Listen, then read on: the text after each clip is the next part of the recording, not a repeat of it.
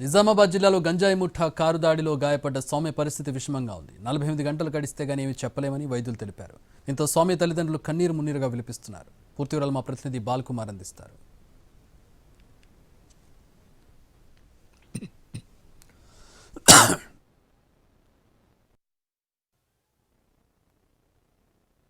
నిజామాబాద్ జిల్లాలో గంజాయి బ్యాచ్ రెచ్చిపోయింది.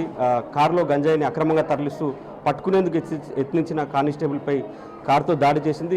దాడి ఘటనలో సౌమ్యకు ఎక్సైజ్ కానిస్టేబుల్ సౌమ్యకు తీవ్ర గాయాలై ప్రస్తుతం ప్రుడెన్స్ హాస్పిటల్లో సౌమ్య చికిత్స పొందుతుంది. కొద్దిసేపటి క్రితం జిల్లా కలెక్టర్తో పాటు ఎక్సైజ్ ఉన్నతాధికారులందరూ కూడా సౌమ్యను పరామర్శించారు. సో హెల్త్ కండిషన్ కొంచెం సీరియస్గా ఉన్నప్పటికీ కోలుకుంటుందనే ఒక ధీమా అయితే వ్యక్తం చేశారు. ప్రస్తుతం తల్లిదండ్రులు ఉన్నారు. సౌమ్య ఎప్పుడు జాబ్లో చేరింది, అసలు ఎట్లా ఉండేదని తెలుసుకునే ప్రయత్నం చేద్దాం. మా సౌమ్యకి ఎట్లా ఉంది పరిస్థితి? ఇప్పుడైతే ఏం చెప్తలేరు, చెప్తా అన్నారు. ఏమేమి గాయాలేదు, ఎక్కడెక్కడ గాయాలేదు? కిడ్నీ ఆపరేషన్ అయింది, ఇంకేమో పేగు ఖరాబ్ అయింది అన్నారు, చేస్తుండ్రు. ఇంకా స్పృహలకు రాలేదు. డ్యూటీలో మాత్రం యాక్టివ్గా ఉంటుండే. 2 సంవత్సరాలు డ్యూటీ వచ్చి రెగ్యులర్. ఎప్పుడు మాట్లాడేది? నిన్న 5 గంటలకు మాట్లాడింది. లేట్ అవుతుంది నాన్న మెసేజ్ పెట్టింది.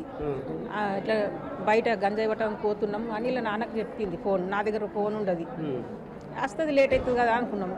మళ్ళీ తర్వాత దెబ్బలు తగిలినక్కడ నేను రాను, డ్యూటీలో ఉన్నా అని చెప్పింది. మళ్ళీ సార్లు ఫోన్ చేసి అమ్మ దెబ్బలు తగిలిన మీ పాపకు రండి మీరు అంటే మళ్ళీ మేము నైట్ వచ్చేసినాం. వచ్చినాక ఆపరేషన్ థియేటర్లో తీసుకుపోయారు. ఎన్ని నెలల క్రితం జాబ్ వచ్చింది? పోయిన 21 నెల, పోయిన ఏప్రిల్. అంతలా మంచి పేరు తెచ్చుకుంది. ఆమె వర్క్ బాగా చేస్తుంది. ఆమె లక్ష్యం ఏముంటుంది అంటే కానిస్టేబుల్ కావాలని అనుకుంటా, ఇంకేమన్నా ఇంకా కావాలనుకున్నది, ఎస్ఐ అట్లా కావాలనుకున్నది. పట్టుదల బాగుంది జాబ్ మీద. అంటే డ్యూటీ కోసం సిన్సియర్గా పనిచేస్తుంది ఆమె. ఇక్కడ అందరిలా కలిసిమెలిసి ఉండి మంచి పేరు రావాలి మా టీం అన్నలాగా ఆమె అన్ని వర్క్ చేస్తుంది. ఎనీ టైం డ్యూటీ గురించి ఆలోచిస్తుంది. ఇక్కడ చేసే ఇంటికాడ కూడా చేస్తుంది వర్క్. విధి నిర్వహణలో గంజాయిని పట్టుకునేందుకు వెళ్ళి తీవ్రంగా గాయపడింది. ప్రస్తుతం వాళ్ళ సౌమ్య తండ్రి కూడా ఉన్నారు. మీకు ఎన్ని గంటలకు కాల్ చేశారు పోలీసులు, అసలు ఏమని చెప్పారు? కాలు 5:30కు మెసేజ్ పెట్టింది, నేను చూడలేదు. తర్వాత 7 గంటలకు ఫోన్ చేశారు. నేను లేపే వరకు కట్ అయింది. మళ్ళీ నేను చేస్తే లేపలేదు.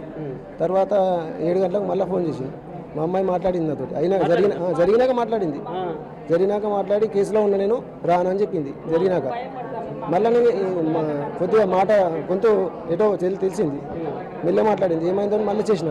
మళ్ళీ ఫోన్ చేస్తే అప్పుడు మేడం తీసుకొని మాట్లాడింది.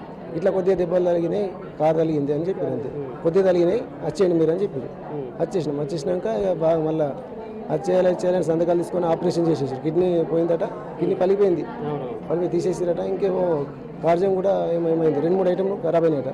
అన్నీ ఓకే చేసినాం ఇక. సో ఇది మొత్తం మీద సౌమ్య పేరెంట్స్ చెప్తున్నారు. 21 నెలల క్రితం ఎక్సైజ్ కానిస్టేబుల్గా విధుల్లో చేరింది సౌమ్య. చాలా మంచి పేరు తెచ్చుకుంది, కష్టపడి పనిచేస్తుంది, డ్యూటీ కోసం పనిచేస్తుంది అనేది పేరు తెచ్చుకున్న సౌమ్య నిన్న గంజాయి పట్టుకునే ప్రయత్నంలో గంజాయి బ్యాచ్ కారుతో ఢీకొట్టింది. ప్రమాదంలో సౌమ్యకు తీవ్ర గాయాలయ్యాయి, మల్టిపుల్ ఆర్గన్స్ డ్యామేజ్ అయ్యాయి అనేది వైద్యులు చెప్తున్నారు. ప్రస్తుతం అయితే ఆమె ఇంకా అపస్మారక స్థితిలో ఉంది. 48 గంటలు గడిస్తే కానీ ఏం చెప్పలేమనేది వైద్యులు చెప్తున్నారు. సో మెరుగైన వైద్యం అందించేందుకు ప్రభుత్వం కూడా చర్యలు అయితే చేపట్టింది. సో ఇది ఇక్కడ తాజా అప్డేట్. కెమెరామెన్ రవిచరణ్తో బాల్కుమార్, NTV, నిజామాబాద్.